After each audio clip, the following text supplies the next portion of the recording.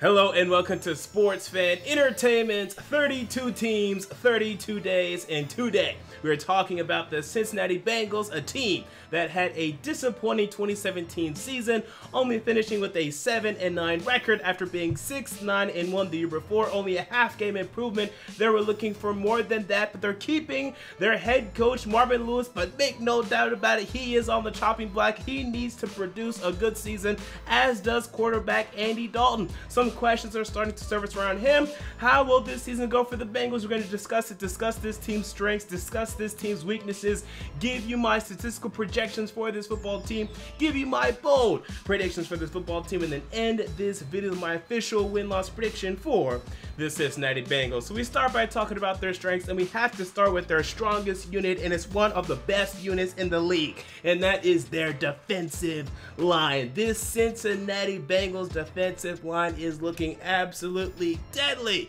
Ladies and gentlemen, let's start with the edge defenders, the edge rushers.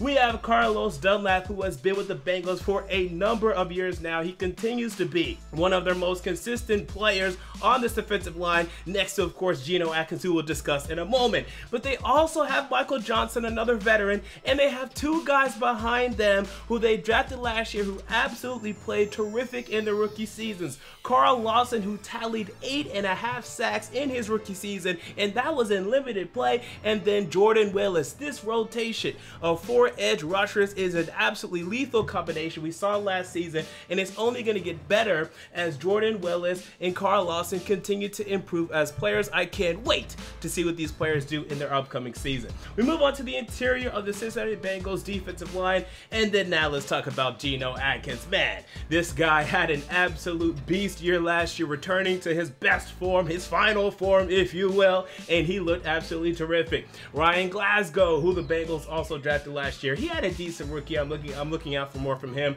And they signed Chris Baker, who had a disappointing year last year with the Tampa Bay Buccaneers, but I think he's going to come into the Bengals and find a nice role here. He's not going to be asked to do too much. There's still a nice rotation here with Ryan Glasgow and Andrew Billings, who we're hoping to see more from. But when you combine Gino Adkins with the stud edge rushers that I talked about before, and Carlos Dunlap, Jordan Willis, Michael Johnson, and Terrell Austin, man, we have a defensive line in Cincinnati. But I also like the secondary in Cincinnati. Let's start with the quarterbacks. Let's start with William Jackson. And what a return it was for William Jackson after missing his rookie season. He came into last season, which really was his first year of play. You can call it his rookie season if you want, and he played terrific. He was fantastic, and I'm expecting big things from William Jackson this upcoming year. Darquez Dennard, who the Bengals drafted from Michigan State a number of years ago, he's really starting to come into his own now, so I really like that. Dre Kirkpatrick hasn't been the great cornerback that a lot of us were expecting him to be, but is a solid guy, especially as a number 3 cornerback on this roster.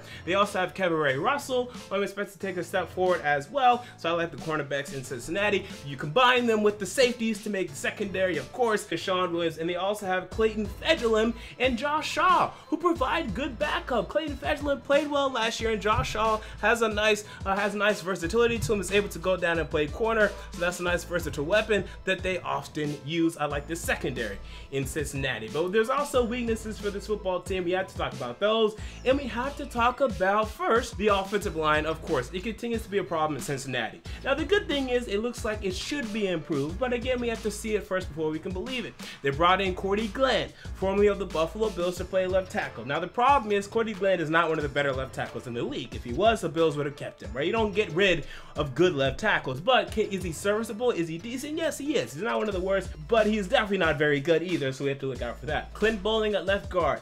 Where is this guy? Ever since some of the better players on this offensive line have left the Bengals, you've seen Clint Bowling's play go downwards. It looks like he's a guy that's dependent around the players around him. If he has a bad left tackle and center situation, he's not going to play very well. If he does, he's going to be much more sure of himself. He's a guy that needs to have that support. He can't do it alone, so it just depends what he's going to get around him. We have Billy Price out of Ohio State, who's going to be playing center this year, rookie. We'll see what he can do. He's a rookie. Sometimes rookie offensive linemen struggle, especially at the center position, so I'm not very encouraged about that. We have Trey Hopkins at right guard, and we also have Bobby Hart at right tackle. Cedric Ogbuehi is competing there. We're going to see there's still some shuffling, and Jake Fisher is also competing there as well. So there's still some shuffling going on with this Bengals offensive line.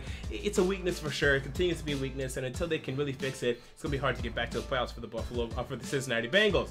You look at the wide receivers also as a weakness to me. Now, yes, we're headed by AJ Green, but that's literally all we have. Now, look, I'm a big John Ross fan, and we're gonna talk about him later when it comes to my bold predictions.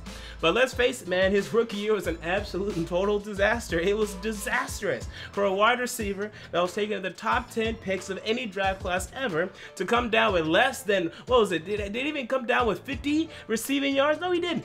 That's absolutely ridiculously bad for John Ross. I'm expecting him to bounce back, but my goodness, it was awful by John Ross. Now, again, I think he's going to step up, but man, that's your number 2 wide receiver guy that hasn't done anything in his 1 year, did absolutely nothing. Tyler Boyd, okay, he's next to him. He's playing in the slot, and he's a guy that, again, himself has had his struggles in the league. He's not very tough in the slot. He drops a lot of balls whenever he's contested heavily by cornerbacks, so I don't love that situation there, him as a slot corner. And then beyond that, there's nothing here. Cody Core, Alex Erickson, Josh Malone, a lot of guys that have shown, you know, spurts of and maybe glimpses of them able to eventually do something, but I haven't seen it yet in this league. There's a lot of uncertainty at this wide receiver position, and I think John Ross will be okay, but it's still, I mean, you're talking about Tyler Boyd, Cody Core, Alex Erickson, Josh Malone. These guys are unreliable at this stage in their careers, and we can't trust them. So the other positions that I want to discuss, let's talk about the quarterback position, Andy Dalton. And look, I like Andy Dalton enough. I think he deserves to be a starting quarterback in the NFL. I don't believe he's someone that deserves to be benched. I don't believe he's the entire problem, but you best believe if you're ever going to win a championship with Andy Dalton, you're going to need one of the best defenses in the league. And he's also going to have to improve in big games. But I think it is possible. I don't think this is necessarily a guy you're going to have to move on from.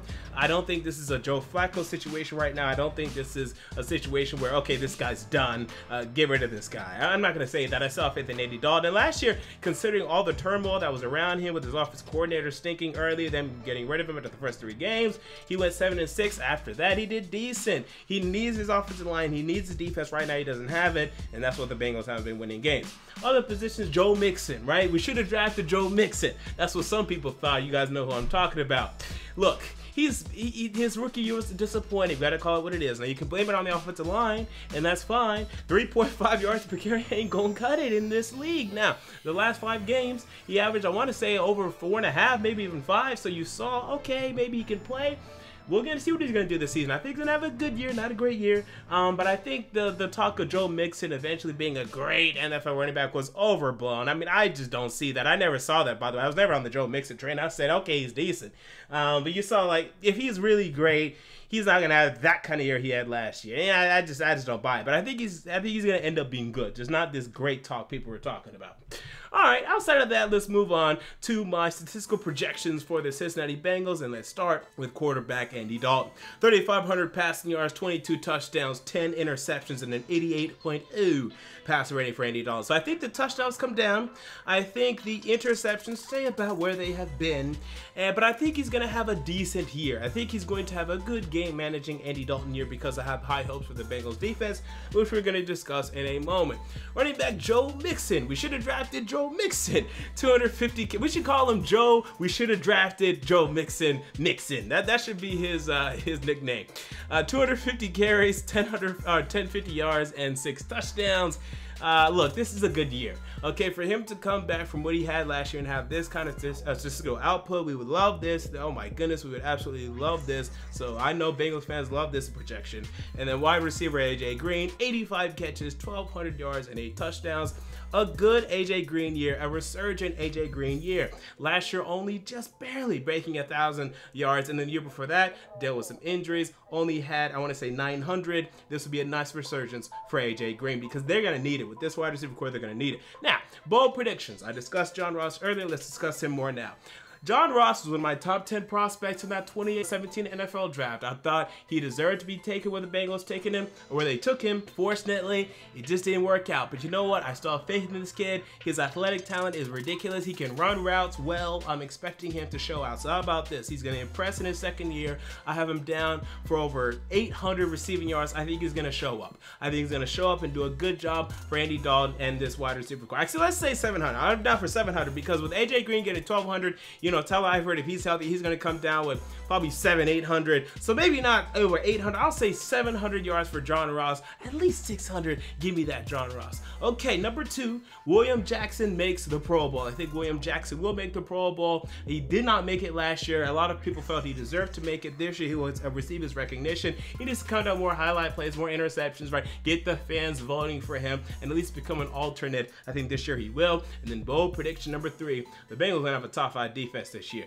You look at this defensive line, and yes, I know Vontaze Burfict is out for 4 games, and that's going to hurt him for those 4 games. But you talk about this defensive line I aforementioned. You got Carl Lawson, you got Jordan Willis. They're ascending. They're getting better. You still have Carlos Dunlap, Michael Johnson, Gino Adkins in the middle. They're going to be giving people hell. William Jackson ascending as a cornerback in the backfield.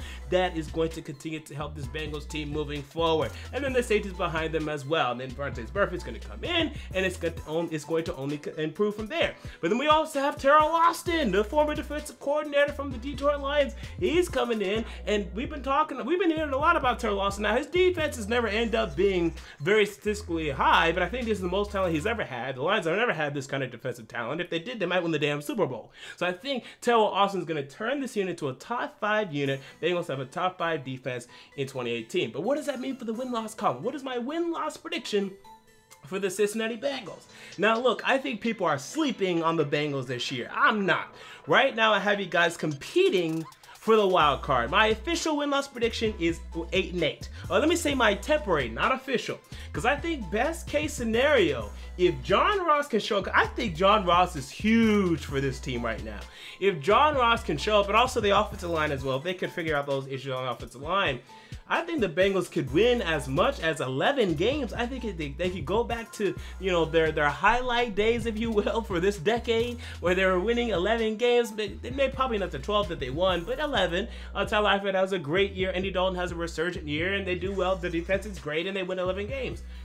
Worst case scenario, things kind of get bad, and they get tired of Marvin Lewis, and John Ross really struggles, and Sean Boyd really struggles, and they can't throw the football. Joe Mixon doesn't improve. They go 6-10. My prediction is 8-8. And let me tell you right now, I have a lot of teams right now going 8-8. One of them I have making the wild card. I'm gonna bump one of them up to 9-7, right? Because I've been being very critical of my records this year. I'm not giving out wins easy, people.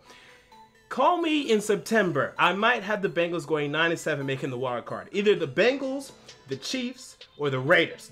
Those are the 3 teams right now. I can't decide who I want to make the other wild card. I can't decide to save my life. Okay, maybe the Ravens, I'm considering them, but I'm kind of waiting on them. So for right now, 8-8. Let me see the preseason, how the offensive line is doing, how John Ross is doing in games. He didn't do well in the last preseason game. We need to see more. I'm encouraged. I think you guys are playoff contenders, but I need to see a little more. So there you go. Those are my thoughts on the 2018 Cincinnati Bengals. Or your thoughts, comment down below. I want to know. If you enjoyed the video, make sure to like, comment, and most importantly, to subscribe. I'll be back tomorrow to discuss the Atlanta Falcons. And I think we have a Super Bowl contender in them. Until next time, this has been MJF Sports Fan Entertainment, and I'm out. See you all later.